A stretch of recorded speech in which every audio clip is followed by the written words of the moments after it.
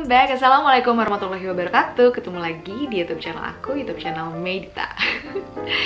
So, here again, kembali lagi dengan book review. It's been a long time aku nggak review buku. Sebenarnya aku udah baca beberapa buku dan so nanti akan aku review buku-bukunya. Dan sekarang buku yang akan aku review kali ini tuh adalah bukunya dari Hai Min Sung-min. Hai Min Sung-min ini adalah penulis dari buku yang sebelumnya aku sempat review juga, yang The Only Thing That You Can See When You Are Slow Down. Karena aku suka buku itu, akhirnya aku repurchase bukunya dia lagi karena itu bagus. Akhirnya aku baca buku yang Love for Imperfect Thing. Dan bener banget, aku lebih suka buku ini ternyata dibandingkan buku sebelumnya. Buku sebelumnya aja bagus, tapi menurut aku ini lebih bagus karena lebih relate dengan kehidupan aku.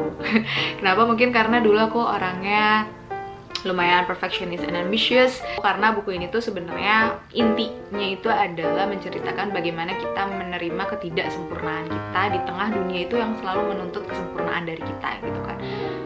Dan buku ini juga menurut aku bahasanya enak banget buat dibaca, meskipun dalam bahasa Inggris tapi sangat mudah dipahami, dan juga banyak kayak quote-quotes yang bisa aku pakai atau bisa jadi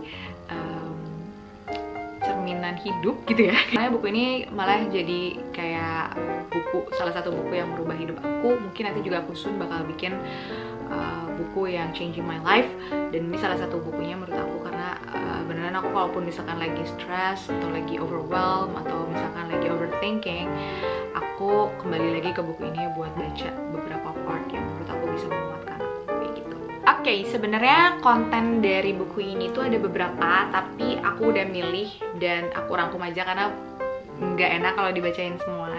Nanti kalian beli aja bukunya dan baca sendiri. Tapi ada 3 konten yang menurut aku paling aku suka dari buku ini. Yang pertama itu tentang self-care. Self-care itu tuh tentang bagaimana kita merawat diri kita sendiri.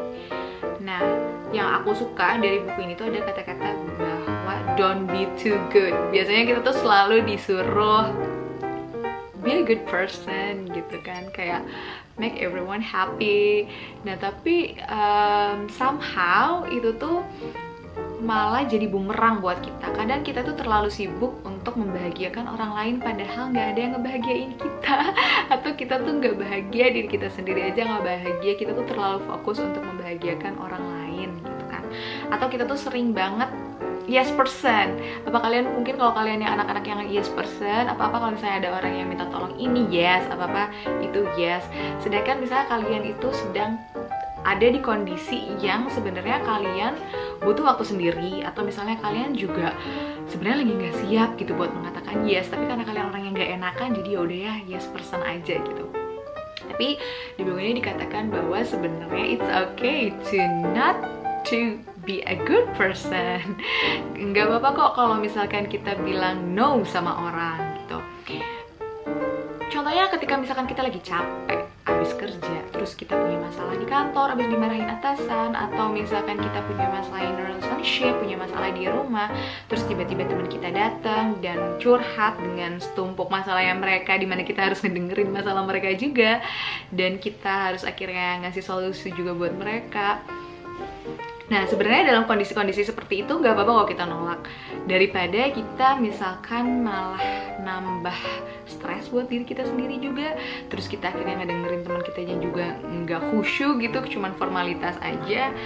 Nah sebenarnya nggak apa-apa kok untuk bilang no. Oke, untuk yang selanjutnya adalah tentang family. Nah di buku ini tuh diceritakan bahwa pentingnya kita untuk menjaga family kita, kayak kunjungi keluarga kamu kalau misalkan kamu punya waktu. Tapi emang masuk akal sih, karena menurut aku kayak family itu satu-satunya tempat kita kembali selain Tuhan ya. Of course Tuhan yang pertama, lalu yang kedua family. Karena nggak ada lagi orang yang bakal nerima kita kecuali family kita. Kayak family kita tuh kayak udah nerima keburukannya kita kayak apa. Kalau misalnya kita ada masalah, pasti keluarga tuh akan selalu memaafkan kita. Dan ya luangkan waktu kamu selagi kamu punya waktu luang untuk bisa bertemu dengan keluarga, karena keluarga itu adalah rumah kita yang sesungguhnya. Ya bayangkan aja kalau misalnya kita pulang ke rumah terus nggak ada keluarga sama sekali, it's not feels like home, right? Kayak ya udah gitu, sama aja dengan ngekos ya gak sih? Karena sebenarnya definisi rumah itu ya adalah family. Oke, dan yang ketiga adalah tentang relationship. Di sini tuh banyak banget sih sebenarnya kayak kata-kata, quote-quote tentang relationship, terus juga beberapa insight dari relationship, dan ini lumayan kena juga di aku karena mungkin akhir 2 tahun ini aku ngalamin ups and downs in relationship sampai aku ngerasa kayak bener-bener mati rasa gitu loh, kayak yang aduh udah males banget kenal sama orang, udah males banget kayak bangun relationship karena udah usaha gitu, udah doa juga tapi kayak sama aja gitu. Aku nemu satu paragraf kata-kata gitu, kalimat yang aku terjemahkan. Jadi kata-katanya kayak gini. Ini udah aku terjemahan dalam bahasa Indonesia. Aslinya itu adalah bahasa Inggris ya. Jadi kurang lebih sebenarnya artinya kayak gini. Jadi kayak jangan berpikir kalau kamu itu adalah bulan sabit yang berusaha mencari pasangan itu untuk melengkapi hilangnya dirimu yang hilang itu, to complete you. Karena ketika kamu sudah bisa berdiri sendiri seperti full moon, then you will find someone that sama-sama utuh. Dan ketika kalian sama-sama utuh, bersatu, dan yang terjadi itu adalah healthy relationship. Nah, kesalahan dari kita adalah kenapa kita tuh selalu terjebak di toxic relationship, atau misalkan relationship yang saling demand adalah kita itu biasanya, atau mungkin kita sering dengar kayak carilah pasangan yang bisa melengkapi hidup kamu. Terus ada juga yang bilang pasangan itu, jodoh itu saling melengkapi kekurangan kita. I don't think so. Buku ini juga tidak berpikir seperti itu. Karena sebenarnya kalau misalkan kita sama-sama udah complete, kita tuh nggak butuh orang lain untuk mengisi kekurangan kita. Jadi sebelum kita mencari seorang partner, kita tuh harus memperbaiki diri kita sendiri. Lalu kita harus bikin diri kita itu complete, kayak literally complete. Jangan nyisain kekurangan kita buat orang lain, maksudnya untuk pasangan kita gitu. Karena kalau misalkan kayak kita setengah, pasangan kita setengah, terus kita tuh minta pasangan kita untuk melengkapi yang bolongnya ini loh, yang setengahnya ini. Nah itu biasanya yang suka bikin hubungan itu tuh nggak sehat, karena kita tuh ada demand gitu, ada tuntutan ke orang tersebut. Misalkan kayak aku cewek, aku nggak bisa cari uang, misalkan aku pengen cari suami kaya supaya finansial aku terpenuhi, dan nantinya itu yang ada malah aku tuh kayak ngandelin orang itu buat memenuhi finansial aku.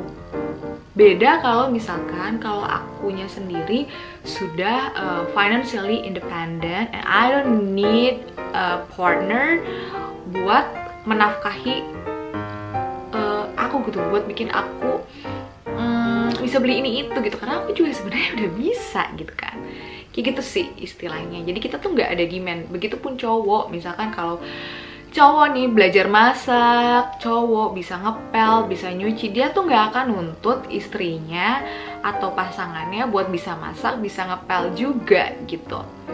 Dan yang ada kalau misalnya kita sama-sama bisa, si ceweknya misalnya bisa cari uang, si cowok juga bisa melakukan kegiatan rumah tangga, yang ada nantinya kita itu bukan saling nuntut tapi saling membantu, karena ya hubungan itu it's about kerjasama gitu. Jadi bukan saling demand, tapi ya saling kerjasama gitu, harusnya seperti itu. Banyak hal lain sih yang memang sulit untuk dipraktekkan, tapi at least ya dari buku ini aku dapat pandangan-pandangan lain, terutama juga tentang how to deal with disappointment.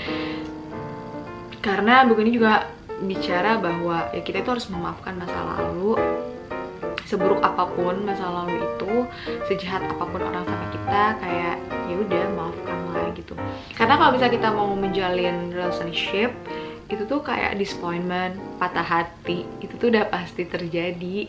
Jadi kayak ya udah gitu, kita tuh harus udah mau nerima kalau disappointment itu tuh pasti bakal ada ketika kita menjalin relationship. Cuma jalin hubungan itu pasti bakal ada itu gitu, karena ya gimana ya, kayak menyatukan dua hati, dua pikiran yang gak akan sama gitu. So ya gitu deh, masih banyak sih sebenarnya hal yang pengen aku bahas dari buku ini, tapi kalian nanti baca aja sendiri. Kalian bisa beli bukunya di bookstore, atau juga kalian bisa nyari e-booknya di e-commerce like Amazon atau di Shopee gitu. So maybe that's it, and aku nanti bakal review buku-buku lainnya. So thank you so much for watching, and stay tuned on my YouTube channel, and don't forget to like, subscribe, and comment, and I'll see you. Bye.